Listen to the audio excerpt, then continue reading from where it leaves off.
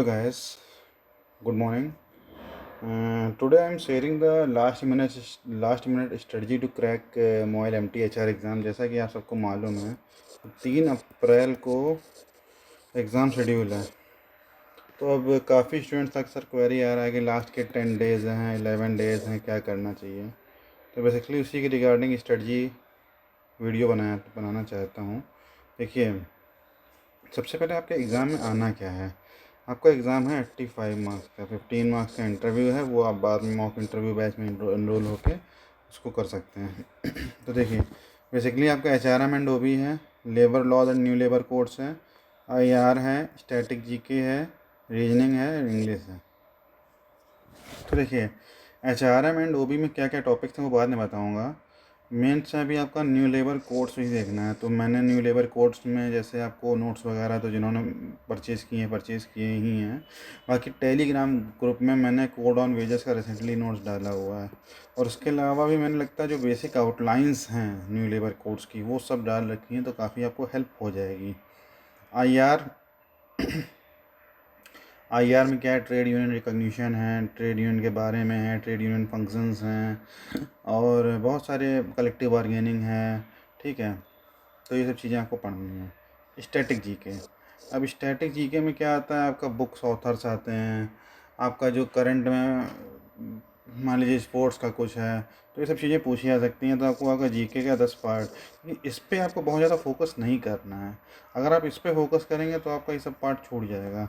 आप पढ़िए, अगर आप डेली न्यूज़ देख रहे हैं तो ठीक है।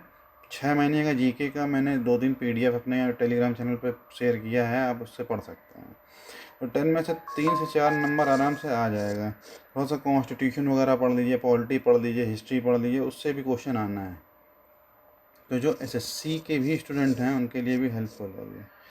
देन ये रीजनिंग में पजल्स आपके आएंगे। मुझे जहाँ तक लगता है कि आपके 2 पजल आएंगे 4-4 मार्क्स के, और 2 क्वेश्चन आपके रहेंगे। इसमें से एक रहेगा डायरेक्शन का, एक रिलेशन का, ऐसा रह सकता है। और इंग्लिश के लिए आप न्यूज़पेपर रीडिंग करिए, डेली आप न्यूज़पेपर पढ़िए।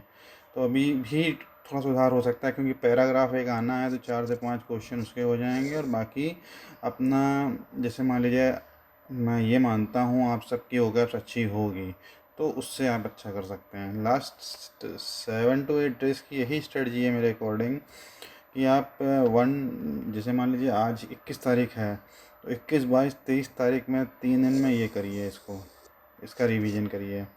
फिर उसके बाद 24-25 में इसका रिवीजन करिए। फिर मीनवाइल आपको इसका भी थोड़ा टाइम निकालना है कि रीडिंग इंग्लिश और जीके का भी, ठीक है। और अब उसके बाद फिर बाद में सिर्फ MCQ मेरे चैनल में कम से कम 3000 से लेके 3200 तक MCQ मिल जाएंगे। वो सारे वीडियो एक बार देख डालिए, तो हो सकता है कि आपके 25 से 30 MCQ उससे आ जाएं, हो सकता है, कोई बहुत बड़ी बात नहीं है। 5 ऑप्शन आएंगे, IBPS एग्ज़ाम करा रहा है, ठीक है।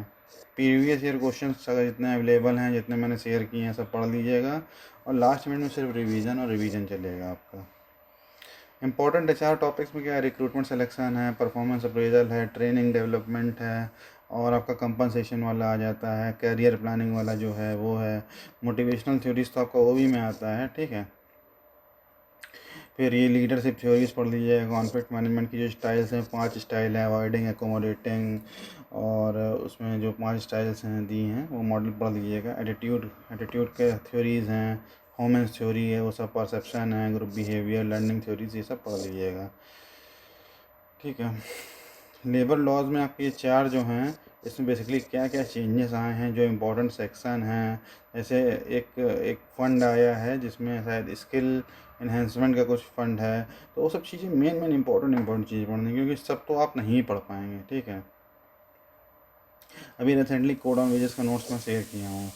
बेसिकली आपका जो मोस्ट आस्क्ड एरिया होगा मेरे ख्याल से एग्ज़ाम में, वो आपका लेबर लॉज और लेबर कोड से ही होगा। मैं आपको पहले ही बता चुका हूँ, 25 से 30 क्वेश्चन मिल सकते हैं। और उसके बाद आपके HRM, OB और IR बाकी, ठीक है। और MCQ स्ट्रेटजी मेरी हिसाब से ये रहेगी आपकी एग्ज़ाम में, कि सबसे पहले आपको इजी टारगेट करना है। अब क्या होता है कि शुरुआत में जैसे आप मान लीजिए शुरुआत से पढ़े फर्स्ट क्वेश्चन से, तो फर्स्ट क्वेश्चन उसका टफ हो, फिर सेकंड में जाएंगे, अगर नहीं समझ में आ रहा तो लास्ट जाइए। कभी कभार लास्ट क्वेश्चन भी मतलब 55 क्वेश्चन भी हो सकता है कि इसका सिंपल हो जाए, तो वहाँ से ट्राई कर लीजिए। तो अटेम्प्ट इजी फर्स्ट, और गेस नहीं करना है। जैसे मान लीजिए क्या होता है, 5 ऑप्शन हैं, तो आपको मैंने ऑप्शन एलिमिनेशन क्या लिख रखा है कि ऑप्शन एलिमिनेट करना है। और अगर 2 में डाउट है तो थोड़ा सा उसको रिलेवेंट समझ के मारिएगा। मतलब गैस मेरा 5 में ऐसा नहीं कि 5 में 4 हमें एक पता है, 4 में गैस कर रहे हैं, ऐसा नहीं है। 2 में अगर है तो 2 में हम लोग रिस्क ले सकते हैं, रिस्क भी लेते हैं, ठीक है। और एक्यूरेसी पे फोकस करना है, मेन एक्यूरेसी है इस एग्ज़ाम में। अगर मैंने 85 में 82 क्वेश्चन किए थे विद 90% एक्यूरेसी, तो मुझे लगता है कि मेरा स्कोर 68 से 70 रहा होगा, मतलब रहा होगा, पता नहीं, क्योंकि स्कोर आउट होता नहीं है। तो एक्यूरेसी मेंटेन करनी है, साथ में टाइम मैनेजमेंट भी होना चाहिए। अब देखिए रीजनिंग में क्या होता है, मैं आपको पर्सनल एक्सपीरियंस बताता हूँ। लास्ट ईयर NABFID का भी एग्ज़ाम दिया मैं, उसमें HR सेक्शन में मेरे बहुत अच्छे नंबर थे। मेरे ख्याल से सिर्फ पाँच क्वेश्चन गलत था, बाकी सब सही था। रीजनिंग में क्या होता है कि एक बार जैसे आपका पजल फंस गया तो आप दूसरी बार जाएंगे, उसमें नहीं होता है, फिर तीसरी बार जाएंगे, उसमें टाइम लगता है। तो इसलिए आपको अपना HR वाला पार्ट थोड़ा जल्दी करना पड़ेगा। जैसे अगर 55 क्वेश्चन है, कोशिश करिए उसको, क्योंकि आपका एग्ज़ाम मेरे ख्याल से कितना 90 मिनट का है ना, 90 मिनट का है कि 120 मिनट का, मुझे पता नहीं, थोड़ा सा ये इसका आइडिया नहीं है। आई थिंक 1.5 घंटे का है, देख लीजिएगा इसको। तो मतलब आप ये कोशिश करिए कि आपको HR वाला पार्ट जो है वो आपको कम से कम करना है 30 से 35 मिनट में निपटा देना है, ठीक है।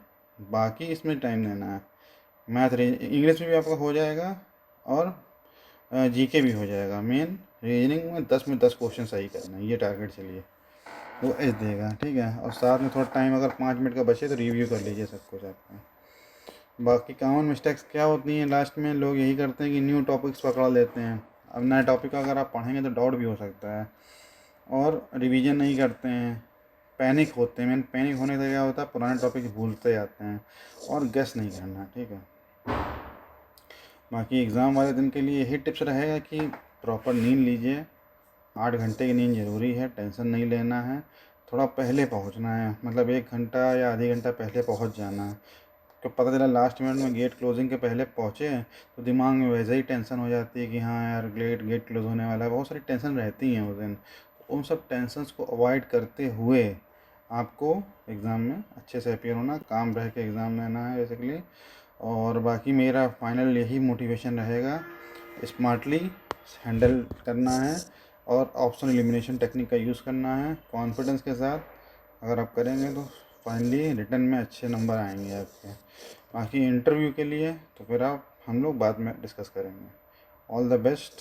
तो ये मेरा फाइनल एक वीडियो है मॉल के लिए। और लोग बोल रहे हैं, जैसे मान मेरे पास क्वेश्चन आते हैं कि sir best score general category के लिए क्या हो सकता है। देखिए बेस्ट कुछ नहीं होता है मेरे हिसाब से। अगर आप 65 से 70 के बीच में अगर ला रहे हैं मार्क्स, तो मोस्ट प्रॉब्ली आपका जनरल कैटेगरी से कट ऑफ क्लियर हो जाएगा फॉर इंटरव्यू। फाइनल सिलेक्शन के लिए नहीं बता सकता, बट फॉर इंटरव्यू आपके लिए कॉल आएगा, और इंटरव्यू में भी अच्छा परफॉर्मेंस चाहिए। और हाँ, वो 50% और 50% दोनों सेक्शंस में चाहिए, मतलब सेक्शन A सेक्शन B जो है आपका, ये भी इम्पोर्टेंट ध्यान रखिएगा। तो कोई सेक्शन छोड़ना नहीं है, टाइम मैनेजमेंट का ध्यान रखना है। और इसी के साथ और कोई डाउट हो तो आप कमेंट बॉक्स में लिखिए, तो उसको मैं रिजॉल्व करूँगा। All the best.